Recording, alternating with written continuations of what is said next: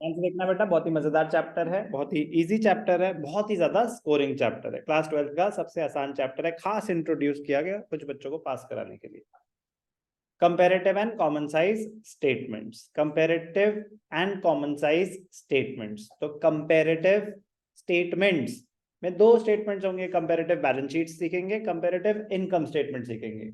Common size statements में common size income statement, common size balance sheet. क्या हैं ये स्टेटमेंट्स? ये हैं टूल्स। किस चीज के? एनालिसिस ऑफ फाइनेंशियल स्टेटमेंट्स के। किस चीज के टूल्स हैं? एनालिसिस ऑफ फाइनेंशियल स्टेटमेंट्स के। Tools for analysis of financial statements. क्या क्या टूल्स है हमारे कोर्स में? Comparative and common size statements, ratio analysis और कैश फ्लो स्टेटमेंट। तो ये पहला टूल हम आज सीखेंगे एनालिसिस का। इसका एक ही प्री रिक्विजिट है, आपको क्या आना चाहिए? बैलेंस शीट और statement of profit and loss का फॉर्मेट अच्छे से आना चाहिए। आपको खुद पता चल जाएगा कि उसकी क्या एडवांटेज अब होगी, क्योंकि कभी कभी आपको आइटम्स रैंडमली गिवन होंगे, लेकिन जब आप कंपैरेटिव बैलेंस शीट बनाएंगे तो बैलेंस शीट का ऑर्डर जो as per part 1 schedule 3 of companies act है वही होगा। ठीक है ना? तो प्लीज आपको फॉर्मेट दिमाग में छपा होना चाहिए। ओनली मेजर हेड्स एंड सब heads for the balance sheet जो छपा होना चाहिए, याद उतना ही करना है। स्टेटमेंट ऑफ P&L में है ही सारे के सारे हेड्स, वो सारे याद होने चाहिए। आइटम्स बस पता होना चाहिए कौन सा कहां प्लेस करेंगे। अब इस चैप्टर की बात करेंगे, कंपैरेटिव स्टेटमेंट।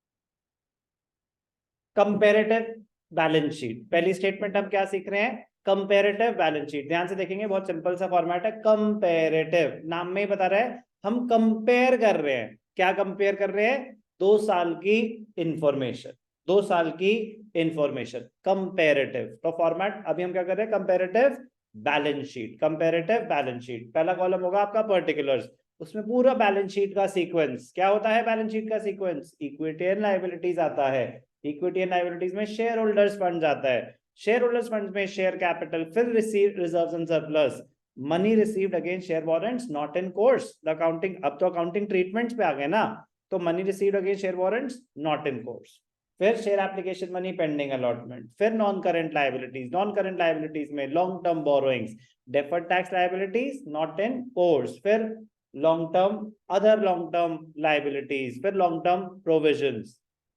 करंट लायबिलिटीज में शॉर्ट टर्म बोरोइंग्स, फिर ट्रेड पेएबल्स, फिर अदर करंट लायबिलिटीज, फिर शॉर्ट टर्म प्रोविजंस।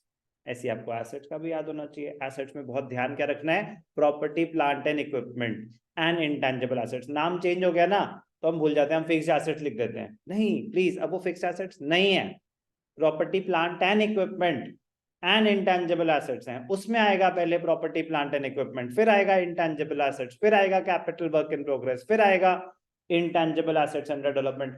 अब वो इस चैप्टर का पार्ट नहीं है ना, वो तो अज्यूम कर रहे हैं कि ये तो आपको पता ही है।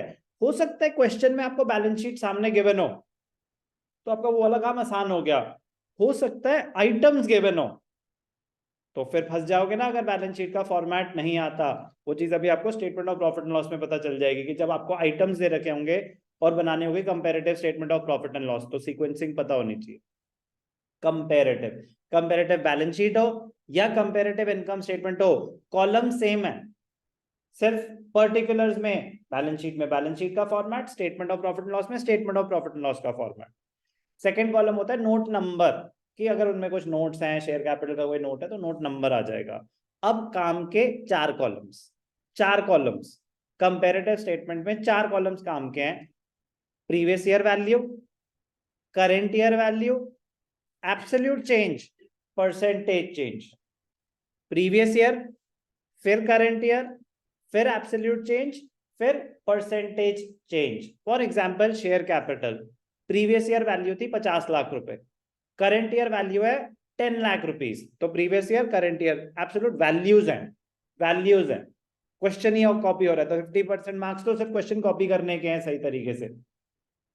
Third column absolute change, absolute change का मतलब current year minus previous year, current year minus previous year value क्या है अमाउंट्स में, तो करंट ईयर आपकी शेयर कैपिटल 60 लाख थी, प्रीवियस ईयर 50 लाख थी, तो एब्सोल्यूट चेंज क्या हो गया 10 लाख।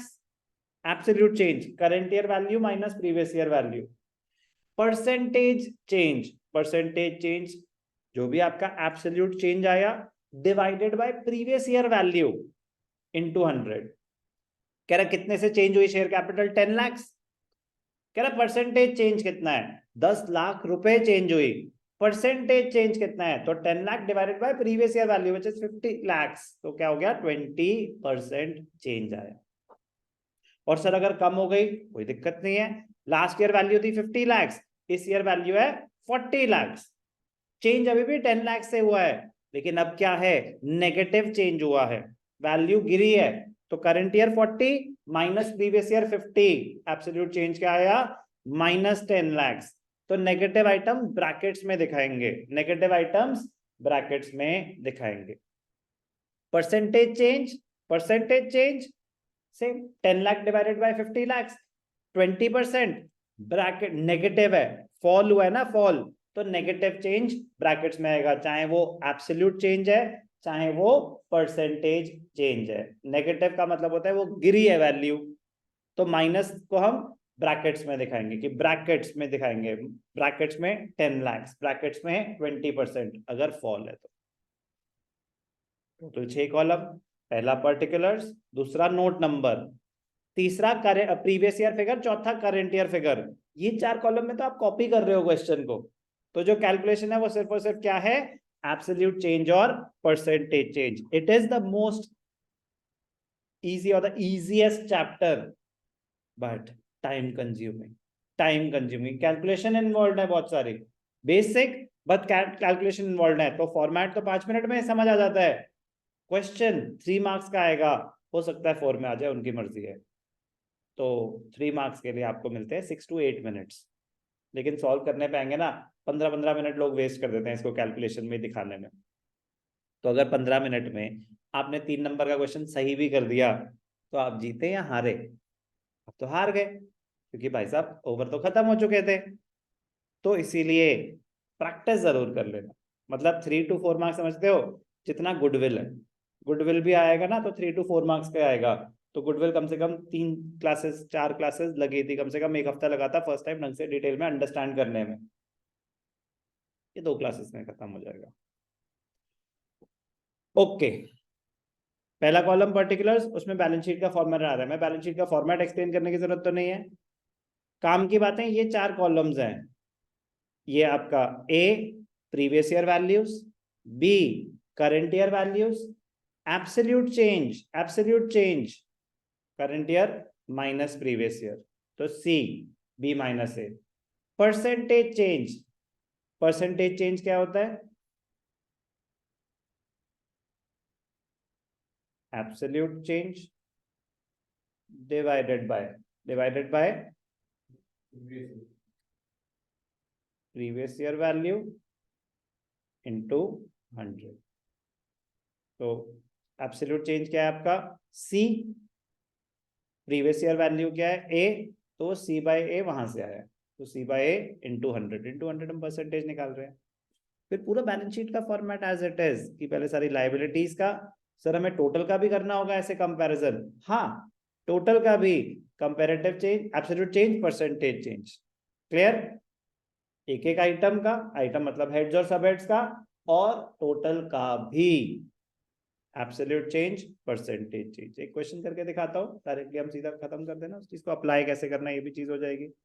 तो ये क्या था format of comparative balance sheet, heading भी ध्यान रखेंगे, comparative balance sheet as at comparative income statement for the years ended, तो comparative balance sheet as at current year की एंड डेट आएगी 31 मार्च जो भी है, but comparative income statement for the years ended, तो दोनों आएंगे, ठीक है ना, ध्यान रखेंगे। एक क्वेश्चन करके दिखाता हूं कंपैरेटिव बैलेंस शीट का।